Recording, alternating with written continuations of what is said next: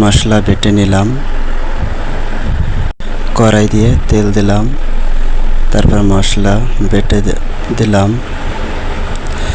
তারপরে নাড়াচাড়া দিলাম, ভালোভাবে নেড়ে নিতে হবে, ভালোভাবে ভেজে নিতে হবে। তারপর পরিমাণ মতো লবণ, তারপর একটু পানি দিলাম, যে কারণে পুড়ে না যায়, তাই একটু পানি দিয়ে নিলাম। তারপর পরিমাণ মতন হলুদ, তার পরিমাণ মতন মরিচের গুঁড়ো দিয়ে ভালোভাবে নেড়ে ভালোভাবে একটু কষিয়ে নিতে হবে, যাতে একটু ফ্লেভারটা বাড়ে।